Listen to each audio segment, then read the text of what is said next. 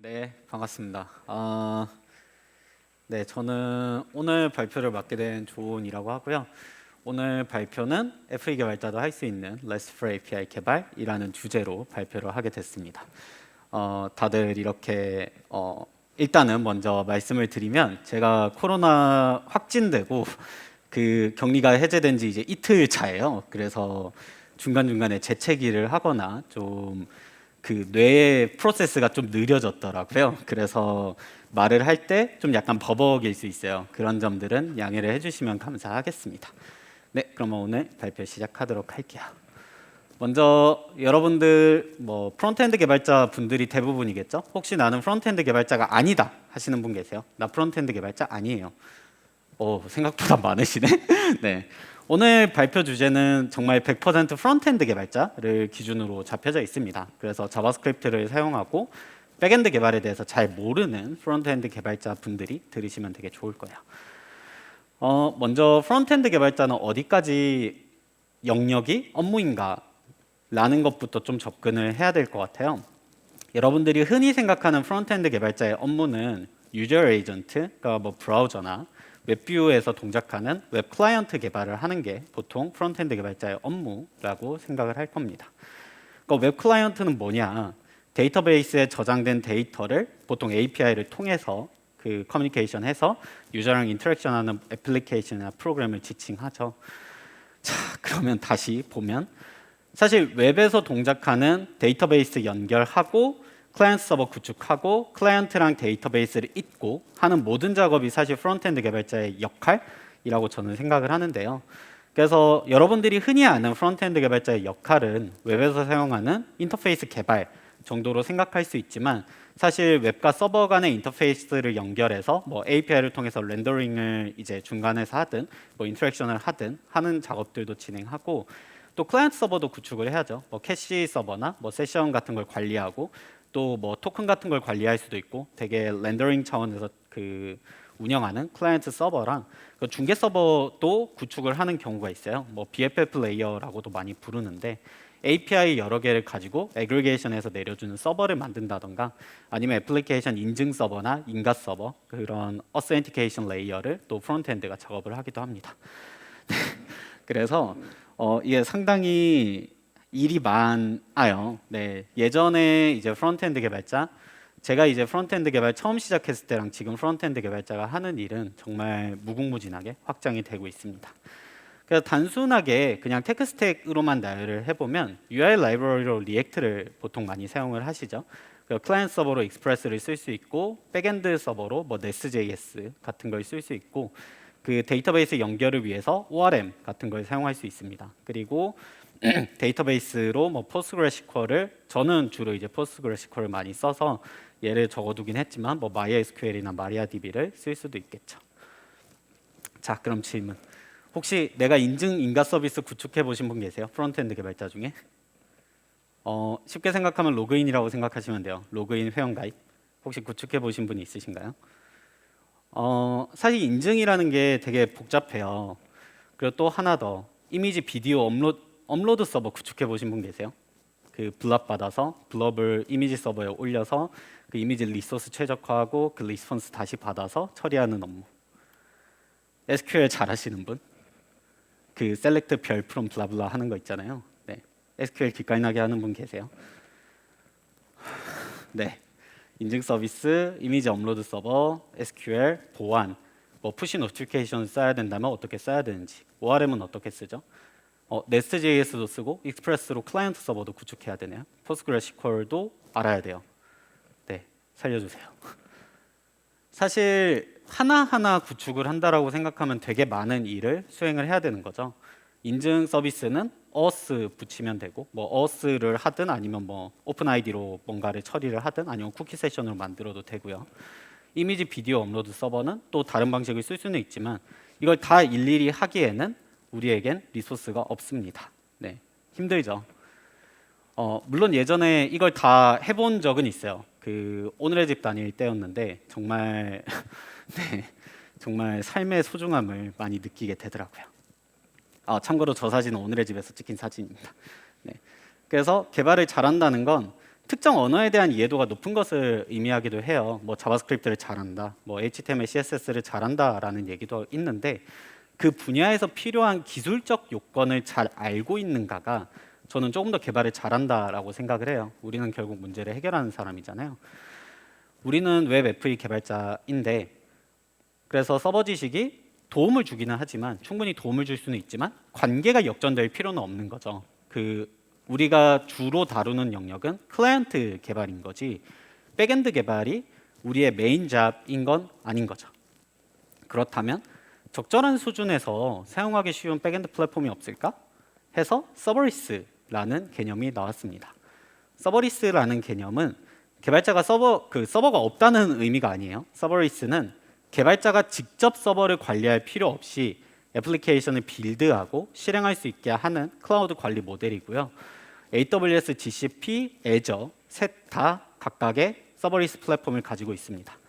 AWS는 앰플리파이가 대표적인 서버리스 플랫폼이고 GCP는 파이어베이스 그리고 Azure는 Azure 웹 앱이라고 하는 플랫폼이 대표적인 그 서버리스 플랫폼이라고 생각해 주시면 좋을 것 같아요. 여기서는 파이어베이스를 사용할 겁니다. GCP에서 제공하는 서버리스 플랫폼이고요.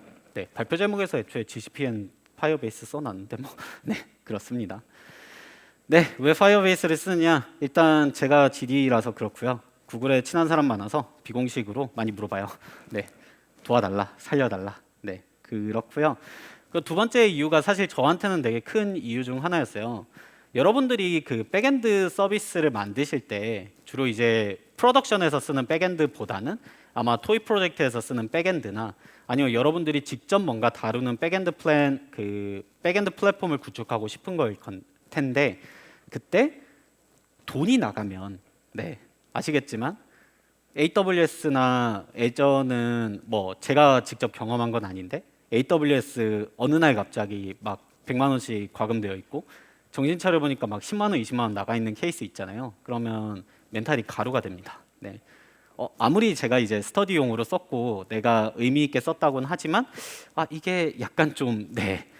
솔직히 좀 그렇잖아요. 특히 토이 프로젝트라면. 그래서 무료 플랜 범위를 초과하지 않는 게 되게 중요했고 그리고 필요한 기능은 다 있더라고요. 뭐 푸시부터 시작해서 에센티케이션, 파이어스토어 같은 데이터베이스, 그 스토리지 서비스를 모두 가지고 있어서 파이어베이스라는 걸 쓰기로 했습니다.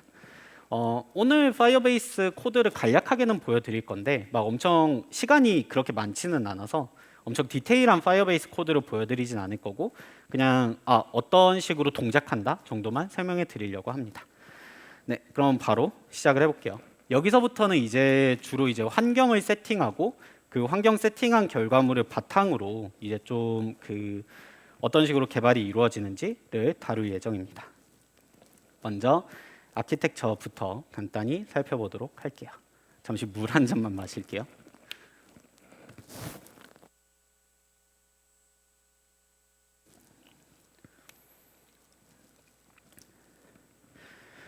먼저 첫 번째로 파이어베이스를 사용하는 서버 같은 경우에는 이런 식으로 코드가 구축이 됩니다. 여기서 클라이언트는 플러터 혹은 웹브라우저 같은 것들을 사용을 할 수 있고요. 웹브라우저라는 거는 이제 웹서비스를 말을 하는 거겠죠. 네, 클라이언트로 이런 것들을 쓰고 클라이언트 서비스로는 Next.js를 사용을 할 겁니다. Next.js를 쓰고 백엔드 프레임워크로 익스프레스를 사용을 할 예정입니다. 여기에 각각 파이어베이스에서 제공하는 클라우드 파이어스토어나 클라우드 메시징, 어센티케이션, 스토리지 같은 것들을 사용을 할 예정입니다. 제 테크HTML 블로그라는 깃허브이 이미 오픈이 되어 있고요. 여기에 프론트랑 API를 각각 만들어 놓고 사용을 할 거고 저 같은 경우는 이런 식의 패턴을 좀 많이 사용하는 편인데요. 이제 컨테이너로 가지고 있는 루트 레포지토리가 하나 있고 거기서 프론트엔드 관련된 코드랑 API 코드를 한쪽에 모아놓고 사용을 하는 편입니다. 이렇게 하는 이유는 여러분들이 풀스택으로 앱을 개발하시다 보면 느낄 건데 프론트엔드 코드 막 우다다다 수정하다가 백엔드 코드 막 우다다다 수정해야 되고 다시 프론트엔드 코드 막 우다다다 수정해야 되고 그런 케이스들이 간혹 발생을 하는데 근데 그렇게 수정을 하려면 당연히 한 공간 내에서 작업을 할 수 있으면 훨씬 수월하니까 이런 식으로 프론트엔드랑 API를 그 루트 안에서 프론트 API로 나눕니다. 대신 이걸 사용할 때는 저장소는 따로 분리해서 사용을 하고요. git 서브 모듈이라는 걸 이용해서 두 저장소를 연결하는 방식으로 사용을 하고 있습니다. 네, 먼저 파이어베이스부터 간단히 셋업 하면요. 지금 들어가서 바로 셋업 해볼게요. 프로젝트 추가를 눌러서 여기서 간단히 여러분들이 사용할 프로젝트 이름을 고르시면 됩니다. 이때 프로젝트 이름은 뭐 본인이 원하는 거 아무거나 쓰셔도 되는데요. 여기서는 infcon 2022 frontend라고 써보도록 하겠습니다. 그럼 이렇게 작성이 되는데 여기서 한 가지 팁은 이 밑에 보면 프로젝트의 고유 식별자가 지금 infcon 2022 frontend 정확히 이 이름대로 나왔잖아요. 이게 나중에 여러분들이 호스팅 할 때 사용할 수 있는 URL로도 활용을 할 수 있기 때문에 이런 식으로 좀 유니크한 아이디를 쓰시면 조금 더 좋기는 한데 뭐 그냥 infcon 2022 같은 이것도 유니크네? 이런 식으로 또 활용이 가능하다는 거 알아주시면 좋을 것 같습니다. 다음으로 이제 GA 사용 유무를 체크를 하고요. 그 다음에 GA 설정까지 끝내고 나면은 프로젝트가 생성이 되게 되어 있습니다. 이것도 한번 보여드릴게요. 2022 하고 이런 식으로 구글 애널리틱스를 쓸지 말지에 대해서 결정을 하게 돼요. 뭐 A/B 테스팅이나 그런 것들을 쓸지 말지 안 써도 되고요. 써도 되는데 저 같은 경우는 엔간하면 구글 애널리틱스 정도는 사용을 하는 편입니다. 네, 그래서 이 디폴트 어카운트 원래 없을 건데 하나 만드셔서 쓰시면 되고 프로젝트 만들기 누르면 프로젝트가 생성이 될 겁니다. 네, 그러면 이런 식으로 그 프로젝트가 하나 생성이 되고요. 방금 그 백그라운드에서 열심히 생성이 되고 있을 거예요. 여기서 한 가지 팁은 요금제를 기본이 스파크로 되어 있을 거예요. 스파크로 되어 있고 이거를 블레이즈 요금제로 바꾸면 종량제로 금액이 나가게 되는데 종량제로 나간다는 건 뭐냐? 돈이 든다는 얘기겠죠? 근데 앞서서도 말씀드렸지만 저는 실제 서비스도 블레이즈로 넣어놓고 쓰고 있는데 무료 티어를 어지간하면 안 넘겨요. 어지간하면 정말 여러분들이 켜놓고 까먹고 있어도 어지간하면 넘지는 않을 건데 왜 넘지 않는다라고 확신을 하고 있느냐? 제가 이 테크 HTML 예시를 해놓고 그냥 서버에 업로드 해놓고 까먹고 있었거든요. 근데 거의 한 달 가까이 지났는데 아직 영원히 뜨고 있습니다. 네. 그래서 앞으로도 영원히 뜨겠죠. 그래서 요금제를 블레이즈로 연결해 두시는 걸 저는 좀 더 권장을 드리는 편이에요. 블레이즈로 연결을 해두면 좀 여러 가지 장점이 있는데 가장 큰 장점은 어쨌든 GCP에서 사용할 수 있는 기능을 그대로 쓸 수 있어서 저는 블레이즈로 올려두도록 하고 정말 친절하게도 금액이 넘어갔을 때 이메일이 오게 할 수 있어요. 네, 저는 1,000원을 넘기면 메시지가 오도록 하겠습니다. 네. 이런 식으로 세팅을 해두고요. 이번에는 클라이언트 서비스를 직접 배포하는 과정을 한번 보도록 하겠습니다. Next.js를 이용해서 클라이언트 서비스를 구축하고 버셀 또는 클라우드 런을 이용해서 배포를 할 건데 오늘 이 자리에서 할 거는 그 버셀로 배포하는 걸 한번 할 건데 여러분들이 이것도 한 가지 제가 GitHub에 올려둔 예제는 클라우드 런으로 배포하는 걸로 올려놨습니다. 그래서 여러분들이 클라우드 런으로 배포를 하고 싶으시면 제 코드 참고하시면 되고 나는 그냥 버셀로 배포할래 라고 하면은 지금 제가 설정하는 버셀 그거를 따라 하시면 될 것 같습니다. 먼저 터미널을 실행하고 제가 코드하던 흔적이 적나라하게 나와 있는데요. yarn create next app 프로젝트 이름을 infcon 2022 쓰는 거 좀 그렇지 않을까 싶긴 한데 2022 존이라고 하고 대시 타입스크립트를 지정을 할게요. 라고 하면 이렇게 Next.js 앱이 하나 만들어질 거고 얘를 이제 GitHub에 올려놓고 배포만 하면은 바로 끝납니다. 네. 네. 이렇게 infcon 2022 존이라고 생성을 했고요. 자, GitHub에다가 올려야 되는데 네, 이제 이 컴퓨터가 지금 그 회사 컴퓨터예요. 그래서 SSH 설정이 개인으로 안 되어 있어서 저는 기존에 있던 거를 그냥 올리는 방식을 보여드리도록 하겠습니다. 네, 일단 네, 이렇게 올려두면은 얀 데브 했을 때 이렇게 로컬 개발 환경이 바로 세팅이 될 거고요. Next.js 환경이 세팅이 될 겁니다. 버셀 같은 경우에는 이제 그 Next.js를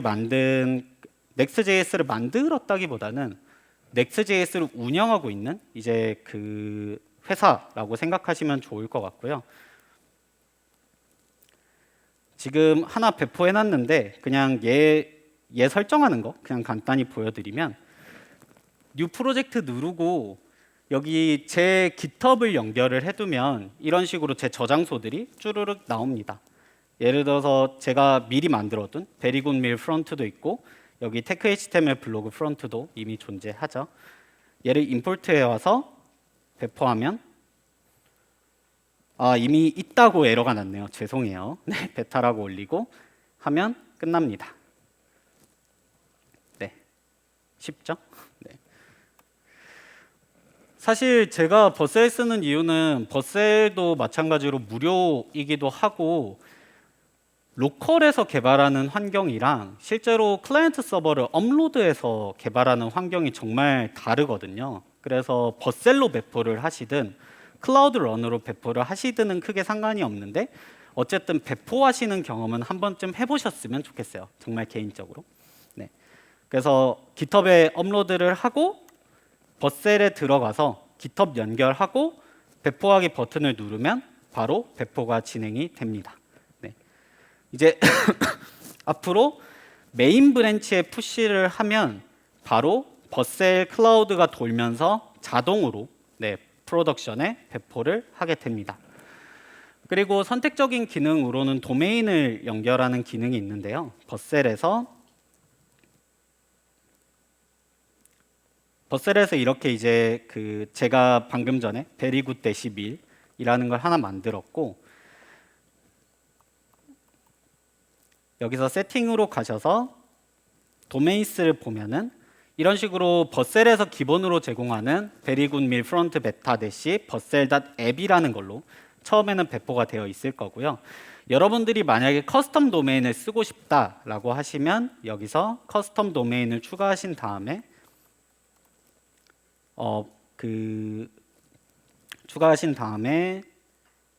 이미 제가 연결을 해놔서 또 이렇게 뜨는데 그냥 기존에 연결되어 있는 걸 보여드릴게요. 네.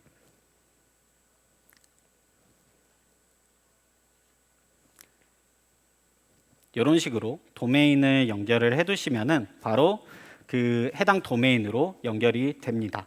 뭐 CNAME 설정이랑 그런 건 좀 하셔야 되는데 그런 것들은 이제 도메인 구매하는 페이지에서 하시면 되겠습니다. 네, CNAME가 A 레코드랑 CNAME 설정해서 직접 설정을 하시면 됩니다. 개인적으로 또 도메인 연결을 권장드리는 이유 중에 하나는 이따가 코드에서 보여드리긴 할 건데 여러분들이 아마 앱 개발을 하면 가장 많이 겪는 게 CORS 이슈일 거예요. 로컬에서는 발생 안 하는데 꼭 배포하면 발생하는 CORS 이슈 있잖아요. 그런 것들은 사실 도메인을 배포해보지 않으면 CORS 어떤 걸 allow 해주고 어떤 걸 close 해줄지가 되게 불분명하잖아요. 그래서 그런 것들은 꼭 배포를 해서 체크를 해보시면 좋을 것 같고 사실 이 기본 버셀 앱 그 도메인만 있어도 얘를 CORS 열어주면 되기는 해서 그런 식으로 하셔도 크게 상관은 없지만 어쨌든 이런 식으로 클라이언트 환경을 합니다. 다음으로 백엔드 서비스를 사용을 할 거고요. 익스프레스의 타입스크립트를 사용해서 백엔드 서비스를 구축하고 파이어베이스를 연동하는 식으로 코드를 작성을 할 겁니다. 먼저 새 mkdir 이용해서 새 환경을 만들고요. 그 다음에 디렉토리 변경한 다음에 GTS라는 걸 사용을 할 건데요. GTS라는 건 뭐냐면 구글 타입스크립트 스타일 가이드라는 도구입니다. 여러분들이 ESLint나 스타일 관련된 것들을 사실 관리하기가 되게 어렵잖아요. ESLint를 그렇다고 뭔가 일일이 설정하기에는 좀 비용이 많이 들고 하니까 GTS라는 도구를 이용하면 구글 타입스크립트 스타일 가이드에 있는 내용이 그대로 반영되도록 코드를 개발 환경을 세팅을 할 수 있습니다. 그래서 이것도 터미널에서 간단하게 mkdir infcon 2022 john API라고 하나 만들고요. 이동해서 npx gts init 하면은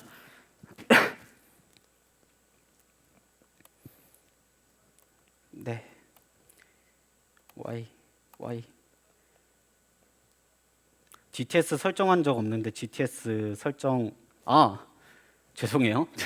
그 클라이언트 서버에서 하고 있었네. npx gts init 하면 이런 식으로 package.json부터 시작해서 타입스크립트 개발을 위한 되게 기본적인 환경이 세팅이 될 겁니다. 그리고 나서 타입스크립트 버전이 최신 버전인데 GTS는 3.1.0이 설치가 될 거예요. 이 발표 자료를 만들 때까지만 해도 그랬어요. 하지만 4.0.0이면 안 바꾸셔도 되고 4.0.0이 아니다 하시면 바꾸셔야 되는데요. package.json에서 다행이다. 네, 3.1.0이죠. 4.0.0으로 바꿔두도록 하겠습니다. 이걸 바꿔두는 이유는 그 GTS 내부 도구에서 사용하는 것 중에 버전이 타입스크립트 버전에 지원이 안 되는 거가 설치가 되어 있어서 그래서 이걸로 변경을 하는 거고요.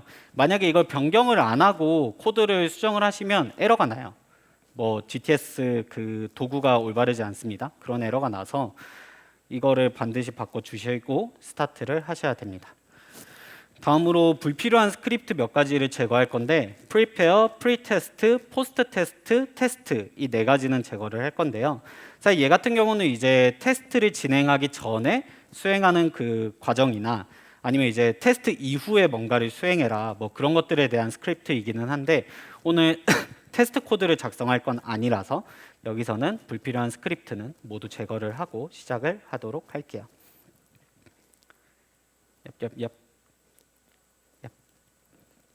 네, 네 가지만 남겨두고요. 네, 요 네 가지만 남겨두고 그 다음에 그 기본적으로 타입스크립트가 ES 모듈을 TS 컴피그에서 지원하지 않고 그 require 문법 있잖아요. 옛날 문법 그것만 지원을 하기 때문에 이 resolve JSON 모듈이랑 ES 모듈 인테롭을 둘 다 넣어줘야 JSON 컴파일이랑 모듈 컴파일이 동작을 하게 됩니다. 그래서 TS 컴피그에서 각각 컴파일러 옵션에 ES 모듈 인트롭 true로 넣고 resolve JSON 모듈도 true로 넣어주도록 할게요. 그리고 나서 익스프레스를 설치해서 가장 기본적인 익스프레스 환경을 먼저 설정을 할 겁니다. yan add express yan add 골뱅이 d 골뱅이 types express 너무 밑에 있어서 안 보였을 수도 있을 것 같은데 타입 설치랑 그 익스프레스 패키지 두 가지 설치를 했습니다. 네. 타입스크립트 사용하기 때문에 타입스 그 설치하는 건 당연한 거죠. 그리고 이제 익스프레스의 가장 기본적인 서버를 하나 띄울 건데 얘는 제가 복붙을 해야 되니까 복붙을 호다닥 해보도록 하겠습니다. 자, 이게 준비된 코드가 있기는 해서 그거 이따가 보여주면서 할 건데 네, 어쨌든 지금은 이런 식으로 한다라는 걸 보여드리고 싶어서 이런 식으로 넣어두고 방금 전에 보셨을 수 있는데 제가 지금 이런 식으로 그 ESLint가 어긋나는 것들이 몇 가지 있잖아요. 이제 ESLint 룰 적용을 해놨기 때문에 기본적으로는 전부 오토 포매팅이 되도록 되어 있습니다. VS 코드 플러그인을 설치해야 되지만 네, 어쨌든 그렇습니다.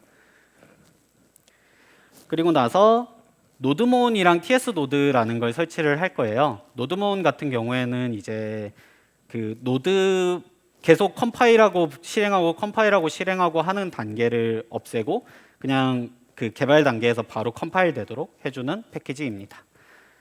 마찬가지로 yan add t 노드몬 TS 노드 TS 노드는 타입스크립트를 바로 노드 런타임으로 바꿔주는 패키지고요. 여기서 dev라는 걸 하나 넣어서 노드몬 src index.ts 넣어주면 됩니다. 이게 좀 그 버전이 업데이트 안 된 경우에는 이 노드몬 할 때 뭐 TS 노드를 어떻게 설정해라 막 그런 얘기가 있을 수 있는데, 노드몬 최신 버전부터는 그냥 노드몬 설정만 하면 TS 노드가 같이 알아서 동작을 하게 되어 있습니다.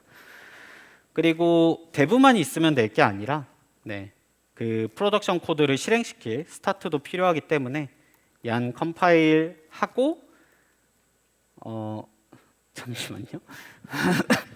얀 클린 먼저 하고 얀 컴파일 하고 그 다음에 노드 빌드 src index.js 해주는 것까지 해줄게요.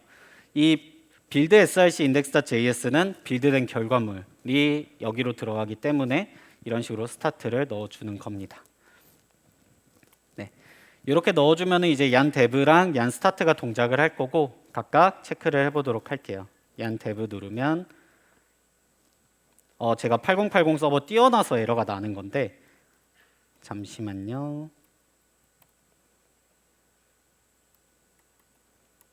프로세스 죽이고 dev를 돌리면 이런 식으로 로컬호스트 8080으로 익스프레스 서버가 이제 실행이 될 거고요. 그리고 얀 스타트를 해보면 여기 빌드 폴더 생기고 index.js 생겼고 여기 listening on port 8080이라고 노출이 되고 있죠. 그래서 정상적으로 dev랑 스타트가 모두 실행이 되고 있는 거를 볼 수 있습니다. 여기까지 설정을 하고 나면 이제 도커 컨테이너를 생성을 해야 되는데, 사실 제가 아직까지 파이어베이스를 안 붙인 이유는 도커 때문이에요. 도커 단계에서 에러가 정말 많이 나거든요. 제가 정말 멘탈이 터졌을 때가 이 도커 설정할 때였는데, 근데 파이어베이스 설정을 이미 다 끝내놓고 도커를 설정하니까 이게 도커 문제인지 파이어베이스 문제인지 뭐가 문제인지 전혀 파악이 안 되는 거예요. 또 백엔드에 대해서 엄청 익숙하지가 않으니까 이게 뭔가 어디서 에러는 나는데 에러를 모르겠어. 막 그런 상황이 생겨서 도커를 먼저 설정하고 익스프레스를 설정하는 걸 저는 개인적으로 추천을 드려요. 그래야 이게 파이어베이스 에러로 인해서 배포가 안 된 건지 아니면 도커 문제로 배포가 안 된 건지 뭐 익스프레스 코드가 문제인지를 파악을 할 수 있습니다. 그래서 얘도 복사를 해서 여기에서 바로 도커 파일을 하나 생성을 해주고요. 이렇게 넣어주도록 할게요. 그리고 도커가 제대로 동작하는지 체크를 해보려면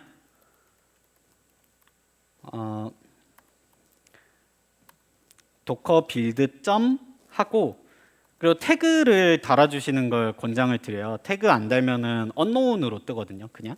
그래서 infcon 2022 존 API라고 도커를 한번 넣어보도록 하겠습니다. 참고로 이 도커를 사용하시려면 도커 데스크탑이라는 애플리케이션을 미리 깔아두셔서 도커가 제대로 동작을 하는지 체크를 하신 다음에 도커 데스크탑을 실행시켜 놓고 얘를 쓰셔야 도커가 제대로 말릴 겁니다. 네. 도커를 만다는 표현을 써요. 네. 어쨌든 이런 식으로 도커가 이제 생성이 된 거를 확인을 하시면 그 도커 컨테이너로 가시면 도커 컨테이너의 대시보드를 보시면 컨테이너에 이미지다. 이미지에 이런 식으로 잘 안 보일 것 같은데 infcon 2022 존 API라는 이미지가 생성된 걸 확인을 할 수 있습니다. 이제 얘를 실행시켜 보시면 run 눌러서 실행을 해보면 지금 excited로 에러가 났잖아요. 에러가 났다라는 거는 뭔가 문제가 있다라는 의미거든요. 그래서 얘를 보면은 no inputs were found in config 파일. config 파일에서 include pass가 제대로 안 되어 있다. 뭐 이런 에러가 나고 있는데 이걸 이제 일일이 디버깅하기에는 시간이 좀 걸리니까 이미 완성된 코드를 가지고 얘기를 좀 하도록 할게요. 아마 제 생각인데 테스트 폴더가 없는데 얘를 써서 그런 게 아닐까라는 추측은 약간 들기는 합니다. 네. 어쨌든 이 정도로 도커를 세팅을 해두고 나서 배포를 진행하는 걸 권장을 합니다. 방금도 보셨겠지만 그 짧은 코드 작성했는데 도커 빌드에서 에러가 났었죠. 방금 빌드는 다 됐는데 실행이 안 되는 에러가 났었는데, 그래서 이런 것들을 이제 최대한 자제하려면 그 도커 컨테이너를 미리 만들어서 런되는지 체크해 보고 그 다음에 배포하시는 게 훨씬 안전할 겁니다. 네, 그래서 정말 기본적인 환경 설정은 이 정도에서 마무리하는 걸로 하고요. 이제 본격적으로 그 코드로 넘어가도록 할게요. 먼저 제가 기존에 만들어 놓은 테크-HTML 블로그 API라는 서버랑 테크-HTML 블로그 프론트라는 서비스가 각각 존재합니다. 폰트 사이즈를 좀 키워둘게요. 여기에 이제 src 폴더에 보면 크게 인덱스, 지금 패키지 설치 안 해서 이거는 에러 뜨는 거니까 놀라지 마시고요. 여기 보시면 이제 익스프레스 앱을 만들어서 미드웨어를 설정하고, 미드웨어로는 CORS, 아까 전에 제가 CORS 설정하는 거, 설정해야 나중에 CORS 문제 안 생긴다고 말씀을 드렸었죠. 이 CORS를 설정을 하고 바디 파서라는 걸 이용해서 이제 제이슨 같은 거를 중간에서 파싱하도록 설정을 해주셔야 됩니다. 그리고 나서 모건이라는 걸 이용해서 그 로깅을 남기게 하고요. 파이어베이스 코드는 여기서부터 이제 시작을 하는데요. 첫 번째는 이니셜라이즈 앱을 통해서 이 앱을 먼저 이니셜라이징을 한번 해줘야 됩니다. 이 코드가 파이어베이스 코드라는 거를 한번 지정을 해줘야 되고요. 저희는 클라우드 런에 배포를 하기 때문에 여러분들이 아마 원래는 되게 뭐가 많을 거예요. 이니셜라이즈 하는 과정이 되게 많은데 저희는 클라우드 런에 바로 배포를 할 거기 때문에 그런 설정들은 많이 생략이 됐다라는 거 알아주시면 좋을 것 같고, CORS 코드 같은 경우에는 allow origin 리스트에 있는 localhost 3000번이랑 테크-HTML dev랑 그 테크-HTML dev를 허용을 해놨습니다. 사실 얘도 허용하면 안 되고 원래는 그 도메인 설정해서 호스트 설정으로 이제 일일이 로컬을 바꿔놔야 되는데 이거는 이제 샘플용 코드이기 때문에 로컬호스트 3000번에 열어뒀다는 거 이해해 주시면 좋을 것 같습니다. 원래는 local 테크-HTML dev 같은 식으로 원래는 allow origin을 이런 식으로 관리하는데 근데 이제 이렇게 하는 거 지금은 샘플이니까 이런 식으로 해놨습니다. 그리고 이제 그 파이어베이스 코드 생김새를 한번 볼 건데, 파이어베이스 코드는 크게 파이어스토어, 여기서는 데이터베이스를 주로 쓸 거라 파이어스토어 패키지를 가지고 한번 설명을 드리도록 하겠습니다. 먼저 파이어스토어 패키지를 가져와서 사용을 하게 되고요. 파이어베이스에서 가장 중요한 개념 두 가지는 레퍼런스랑 스냅샷이라는 개념이 제일 중요합니다. 레퍼런스는 뭐냐면 이 데이터베이스, 이 데이터가 어느 위치에 있는지를 나타내는 것이라고 생각하시면 되겠습니다. 그래서 지금 보시면 포스트 레퍼런스가 파이어스토어의 컬렉션은 이제 데이터의 그 그룹이고요. 포스트라는 그 그룹의 특정한 문서를 가져오라는 의미로 사용을 하고 있는 겁니다. 이제 레퍼런스로 코드의 위치를 정했으면 이건 이제 예전에 시퀄이라고 생각하시면 조금 더 이해가 쉬울 것 같습니다. 네. 그리고 나서 스냅샷을 이용해서 해당 시점의 고정된 데이터, 해당 시점에 고정된 데이터 데이터를 가져옵니다. 네. 데이터를 가져온다랑 약간 다르긴 한데 어쨌든 실시간으로 계속 이제 서버가 업데이트가 되고 있을 거고 레퍼런스를 한번 가져오는 타이밍이 있을 거잖아요. 어떤 특정한 시점. 그래서 해당 시점에 이 데이터를 가져와 라는 의미로 스냅샷이라는 거를 찍고요. 그래서 얘 같은 경우는 비동기 코드로 구성이 되어 있습니다. 네, 프로미스로 동작을 해야 그 비동기로 동작을 할 거고 얘를 통해서 스냅샷에 해당 스냅샷 상태의 데이터 불러오기를 해서 스냅샷의 데이터를 가져오고 리스폰스의 스테이터스 200으로 데이터를 내려주면은 데이터가 내려가는 식으로 되어 있습니다. 네. 그리고 얘 같은 경우는 이제 독이 따로 없고 그냥 컬렉션에 있는 모든 데이터를 다 가져가고 싶을 때가 있을 수 있잖아요. 그런 경우에는 컬렉션을 바로 이제 찔러서 스냅샷을 가져오고 스냅샷에 있는 모든 문서를 돌면서 데이터를 내려주는 식의 코드를 작성할 수도 있습니다. 이런 식으로 이게 다예요? 라고 생각하실 수 있는데 뭐 쿼리를 작성하거나 그런 것들도 좀 더 있기는 하지만 파이어베이스의 가장 기초적인 그 리드는 여기서 끝납니다. 네. 쉽죠? 네. 사실 누구나 봐도 코드가 되게 쉽게 되어 있어서. 그리고 그 게시글을 작성하는 코드도 마찬가지인데 여기 보시면 타이틀하고 콘텐츠를 리퀘스트 바디로 받아서 뭐 포스트로 쏠 거니까 리퀘스트 바디로 받고 타이틀이 없으면 타이틀 필수값 뭐 필수값 같은 거 체크하고 난 다음에 아까 전에 레퍼런스를 하나 만들어서 레퍼런스에 바로 애드를 하면은 해당 데이터베이스에 데이터가 들어가는 구조로 되어 있습니다. 네, 이게 다예요. 네. 참 쉽죠라는 얘기를 해야 될 것 같은데, 네, 정말 쉽습니다.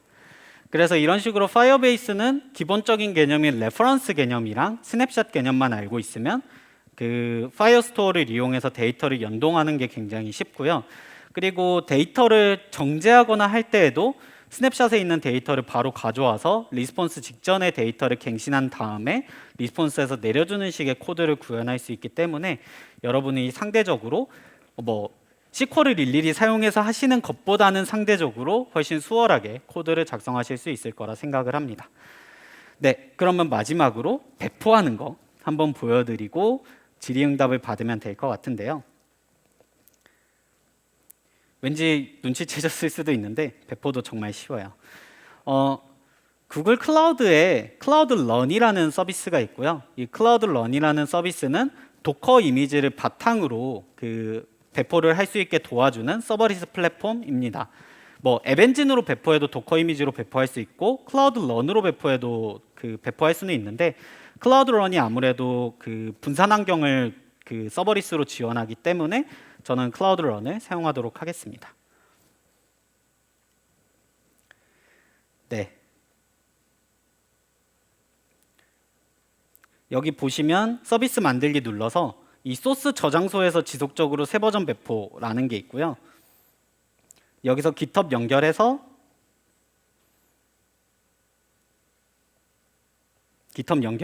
바로 사용하시면 됩니다. 네. 테크 HTML 블로그 API 하셔서 도커 파일 해서 저장하시고 리전 사우스 코리아로 설정하시고 아시아 노스이스트 3위 서울입니다. 네, 서울이고 CPU가 요청 처리 중 인스턴스 최소 개수 1개. 네, 뭐 0개로 하셔도 돼요. 0개로 하셔도 되고 1개로 하셔도 되고 모든 트래픽 인증 안 해도 된다. 그 밑에 이제 뭐 컨테이너 어떻게 할지 쭈르륵 나오긴 하는데 이거는 뭐 직접 설정을 하셔도 되고 안 하셔도 크게 상관없습니다. 네, 만들면 끝입니다.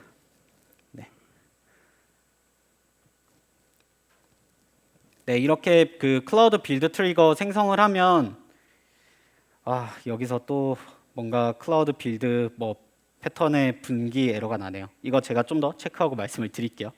이게 항상 현실에서 배포를 그 라이브에서 배포를 하면 항상 이래요.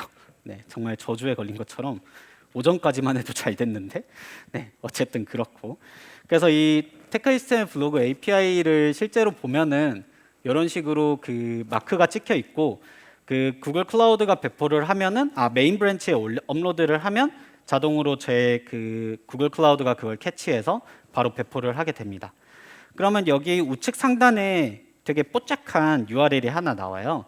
이 URL을 쓰시면 지금은 에러가 나겠지만 이 URL을 사용해서 API를 바로 찌르는 식으로 코드를 작성하시면 되겠습니다. 네. 실제로 배포된 거 보면은